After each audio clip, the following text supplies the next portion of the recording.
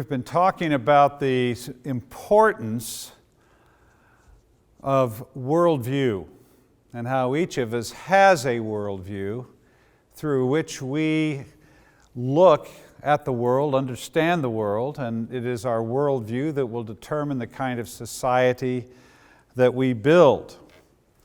Another way of looking at this is to say that ideas have consequences.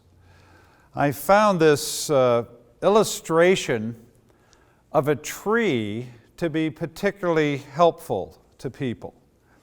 A tree has roots, and the roots of the tree correspond to the belief system of a people. Then you have the trunk of the tree, and the trunk corresponds to the values that are derived from that belief system. What is good? What is bad? What is beautiful? What is ugly? So the value system comes from the belief system. The values, the trunk, leads to the branches of the tree, which is the behavior that comes from the value system. And then the fruit of the tree, the fruit is the outcome of the behavior. Ideas have consequences. If in a culture we believe that men are superior to women, we have that value that male is superior to female, that causes men to behave in a certain way and women to behave in a certain way. And that behavior has consequences. And as we looked at earlier, we now have 200 million fewer women alive in the world today. They're dead. And they're dead because someone killed them. It could have been a doctor in a sex selection abortion. It could be a midwife at the birth. It could be a husband killing his wife. But you have dead females to the extent that there are 200 million fewer women in the world than there should be. Why? The fruit comes from the root, the belief system that produced the value system that male is superior to female. The next thing that we want to see is that ideas spread. And they spread in three ways. They spread around the world, then they spread through time, and then they penetrate culture. And I'd like to look at each one of these for a moment. First of all, ideas spread around the surface of the world. Jesus in Acts chapter 1 said, "We are to be His witnesses in Jerusalem, in Judea, in Samaria, and to the uttermost corners of the world." Here, ideas are to move horizontally around the surface of the world. And the church understands this today. We have a real sense of wanting to see the gospel move around the world, and we are in what some people call the final frontiers of missions, taking the gospel to unreached people groups in very remote places. And the mission thrust has moved outwards around the surface of the world. The next way ideas travel, they travel through time from one generation to another. And often today, as Christians, we're not as conscious of the need to engage in this multi-generational experiment. But the gospel is to go from parents to children and children to grandchildren. It's to move from one generation to another. I was in the Ukraine a number of years ago, and after this session, a student came up to me, a woman came up to me, and she said, "Darrow, I have an illustration for you." She said, "I love to make roast beef, and all my friends love to come to my house to have roast beef." And one day, one of my friends said, "What is the secret of your roast beef? What do you do to it that makes it so special?" And she thought for a moment, and she said, "Well, maybe it's because I cut the end of the roast off before I put it in the pan and roast it." And the friend said, "Well, why do you do that?" And the girl said, "Well, I don't know." And she thought for a minute, and she thought, "Well, that's probably because that's how my mom did it." So her girlfriend said, "Well, why did your mom do it that way?" She said, "I don't know."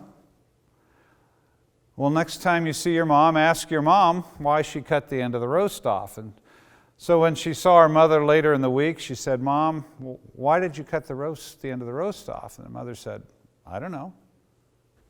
That's just how Grandma did it." "Well, why did Grandma do it that way?" "Well, I don't know. She just did." So the next time she saw her grandma, she said, "Grandma, why did you cut the end of the roast off before you put it in the pan?" And her grandma said, "Because I had a very small pan and couldn't get the roast in it, so I had to cut the end off." "Well, why do we do the things that we do?" "I don't know. It's just because that's how my father did it, or my grandfather, or my mother, or my grandmother." And very often we live unexamined lives. We do things almost as if we are a programmed machine, as opposed to an image bearer of God who is wrestling with ideas and thinking about the reasons we do things, and thinking about where ideas come from and the impact they have on our lives. So ideas move from one generation to another, and if they are good ideas, then we are blessed by those ideas. But if they're not good ideas, then we receive the burden of those bad ideas. The third way ideas travel is vertically. They penetrate culture. We see this in Matthew chapter 28, where Jesus tells the disciples to make disciples of all nations. You're all familiar with this passage. Matthew 28:19, "Therefore go and make disciples of all nations, baptizing them in the name of the Father and of the Son and the Holy Spirit, and teaching them to obey all that I have commanded." The gospel is not just to go around the world, the gospel is to penetrate culture. And this is something that the church has largely forgotten today. We've been so focused on the gospel going around the world that we have forgotten that it is to penetrate culture.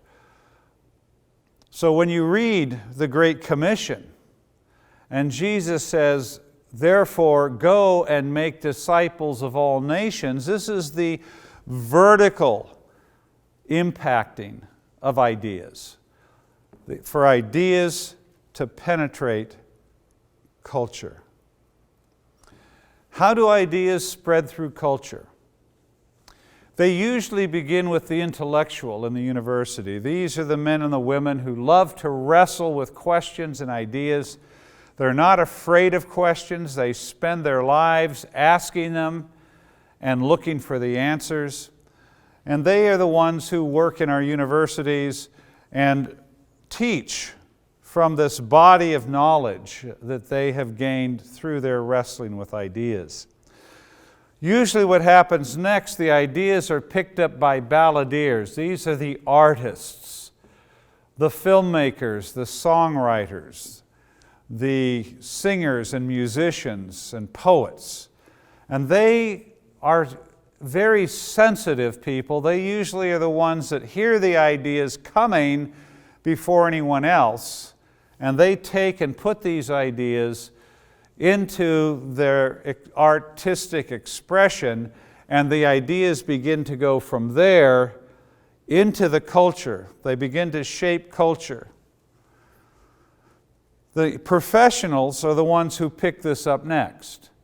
These are the doctors, the lawyers, the architects, and they take the ideas that are now part of the popular culture and they create laws and build institutions and structures in society that reflect these ideas. And then we live within the framework of these ideas. And then last, of course, is the common man and woman in a society, and whether the laws are just or corrupt, they are the ones that pay the price for the laws and structures that have been created. So ideas move around the world, they move through time, and they penetrate culture. And it is the penetration of culture that we largely as a church have forgotten. We have seen the Great Commission as going into all the world, preaching the gospel, saving souls for heaven, and maybe planting churches, but we have not seen the gospel as discipling nations.